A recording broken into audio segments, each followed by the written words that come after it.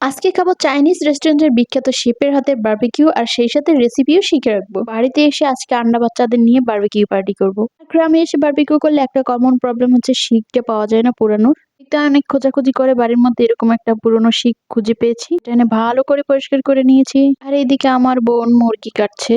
চলো বিখ্যাত শেফের রেসিপি শিখি। আমার ছোট ভাই সে আজকে খুবই এক্সাইটেড আমাদের বারবিকিউ করে খাওয়াবে। তার রেসিপির উপর কোনো উস্তাদি করা যাবে না। দেখতেই পাচ্ছ প্রথমে কতগুলো সরিষার তেল দিল, পরে আদা বাটা, রসুন বাটা, মরিচের গুঁড়ো, হলুদের গুঁড়ো দিয়ে হাত দিয়ে ইচ্ছে মতো ব্লেন্ডার করছে। তার কথা হলো বেশি মশলা দেওয়া যাবে না, অল্প পরিমাণে প্রথমে বানিয়ে নিয়েছে।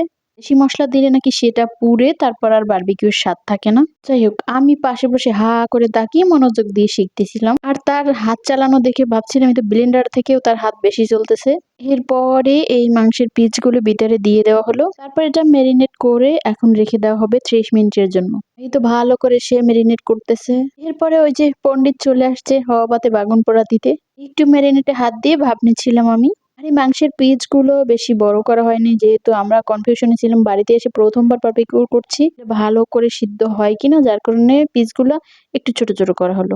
এবার কয়লা দিয়ে এই প্রসেসিং চলছে। প্রথমে তো আমরা কিছুতেই আগুন এখানে ধরাতে পারছিলাম না, তারপর অনেক চেষ্টা করে অবশেষে সফল হয়েছি। বাড়িতে আজকে ছিল প্রচন্ড শীত। এটা অবশ্য কয়েকদিন আগের গ্রামে থাকার সময়ের ভিডিও, আমি আপলোড দিব দিব করে দেওয়া হয়নি। এরপর আমাদের শেফ এখানে এই যে চুলা জ্বালানোর ট্রাই করতেছিল, সাথে একটু শীতের মধ্যে আগুন পোহানোর এনজয় করছিলাম। আর বাচ্চাগুলো তো সে এক্সাইটেড ছিল। আর এইসব কাজে বাচ্চারা এত আনন্দ পায় কি বলবো, তারা সেই সকাল থেকেই শুরু করছে কখন করবা বারবিকিউ, কখন রাত হবে। তো এবার আমি একটু এসে এখানে আগুন জ্বালানোর ট্রাই করছিলাম। এমনিতেও শীতের রাতে এরকম আগুন জ্বালিয়ে সেখানে বসে আগুন পোহানোর একটা মজাই অন্যরকম।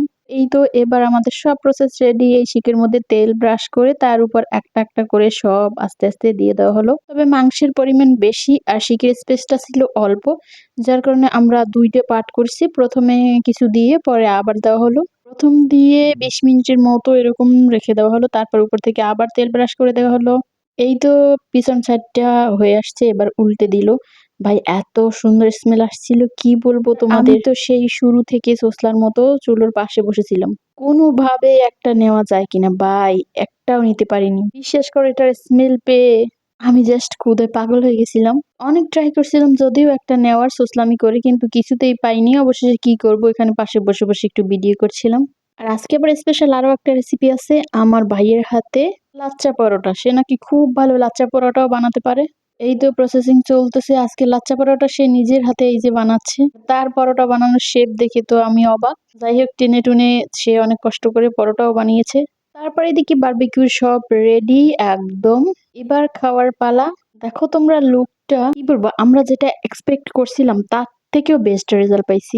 এত ভালো হবে, এত পারফেক্ট হবে আমরা বুঝতেই পারিনি। মানে স্বাদে গুণে মানে সব দিকে 100-তে 100। আমরা তো খেয়ে সবাই শেফের প্রশংসায় পঞ্চমুখ হয়ে গেছিলাম। যাই হোক, আজকের ভিডিওটা এ পর্যন্ত। সবাই ভালো থেকো, দেখা হবে অন্য ভিডিওতে। টাটা।